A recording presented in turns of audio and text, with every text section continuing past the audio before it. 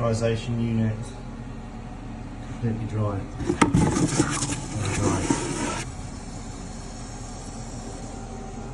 This valve's been stuck.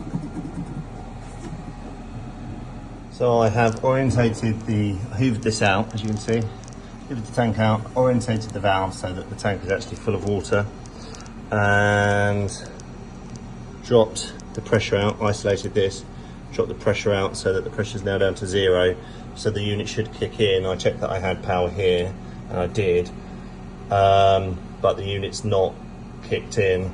Checked the fuse, and the fuse to the unit is blown. What I suspect is that this has had to at some point put water in the system, and the fill valve was jammed on the side, and so it's probably then run dry and tripped the fuse. So I'm gonna see if I can change the fuse and see if it will work. But if it trips again, then it's best just to replace this unit. Fortunately, I keep these fuses. I've just put a new fuse in, and it's immediately blown. So this unit is immediately tripping fuses, so it needs to be replaced. What is also very relevant is how has this heating system been maintaining pressure. So there is a fast fill point here with this very dusty, I've cleaned this badge off to see if it was serviced, this very dusty reduced pressure zone valve there. I tried the valves to see if they were open, to see if it's been left on, but they were so stiff, these valves, I'm not actually even sure if they're on or off. So the reduced pressure zone, the RPZ valve, will need to be serviced.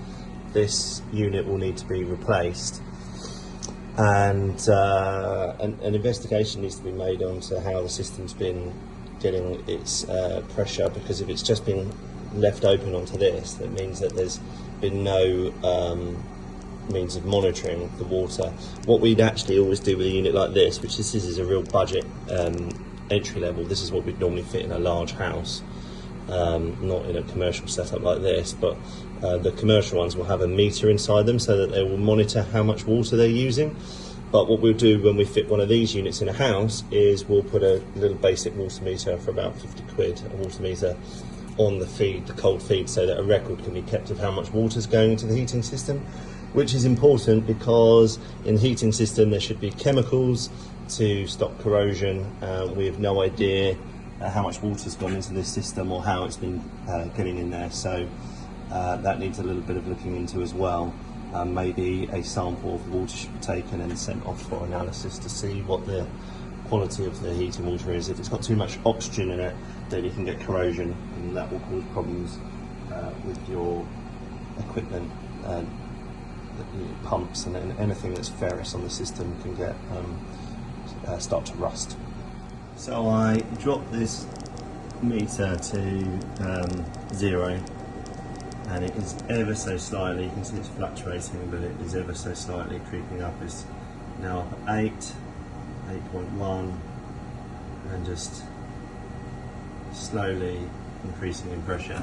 So what that means is as the gas comes in here, I've got it turned off here, and I've got it turned off here, and the reason I do that is so I can test this gas pipe work for leaks as it comes around to here.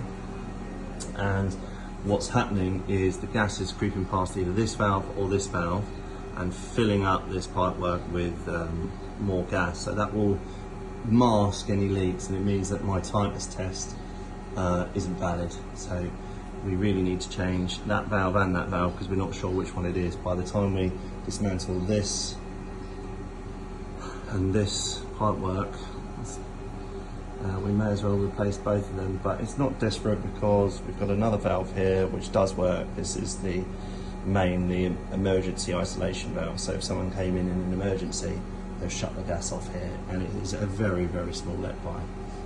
That's also something that needs addressed. Safety valve up here, it's stamped 2014, has a lead seal here.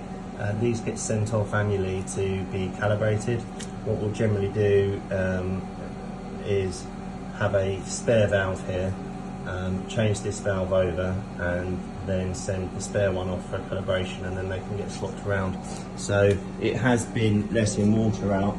You can see pipework that's leading off of it is rusty, so it's letting water out, which again makes me wonder how the system's been replenishing water when the pressurisation unit is broken.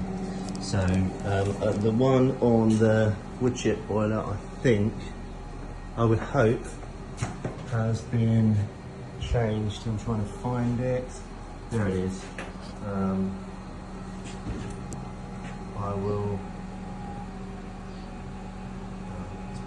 I will get up there and have a look at that.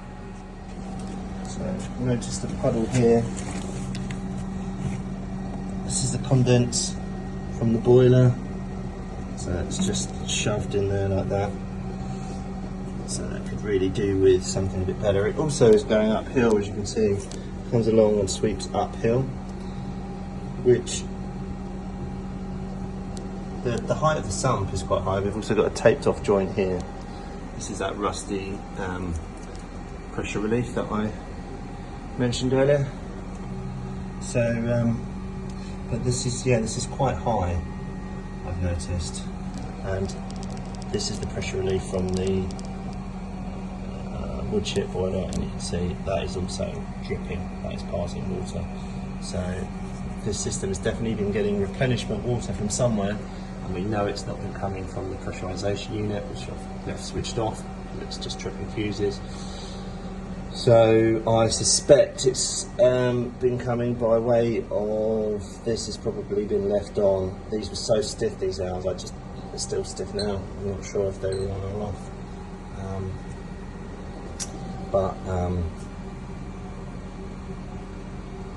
It needs some thinking about here. I would prefer to see, potentially, to see this condense drop into a floor-mounted pump and then be pumped away, and then if it overflows the pump, so be it. But I don't like the idea of it coming along, sweeping down and coming uphill.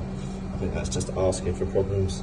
I have, as I say, I have washed it through today, so I know it's not got any sediment, but sediment will tend to want to sit in this low point here and block up, and then the condense will back up to the boiler, and that will cause big problems with the burner. So I think we could do better than they've done there.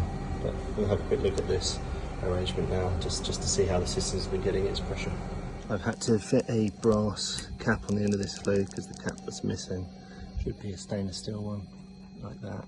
But a brass one for the moment, a 3/4 brass cap is better than no cap at all. So when we come back, we'll come back with the appropriate fitting for that.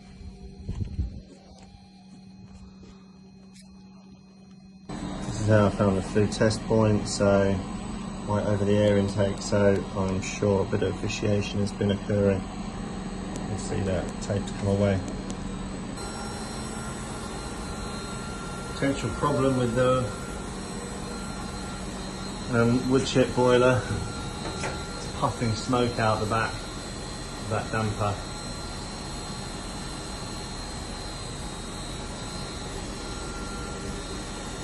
Obviously that's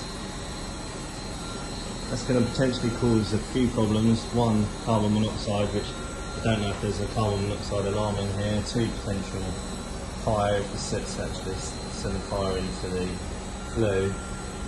But also the combustion air from the boiler is all from this air intake here, and so if it's not pulling in pure oxygen, that could also be an issue. So remedial works advised for the points raised in this video.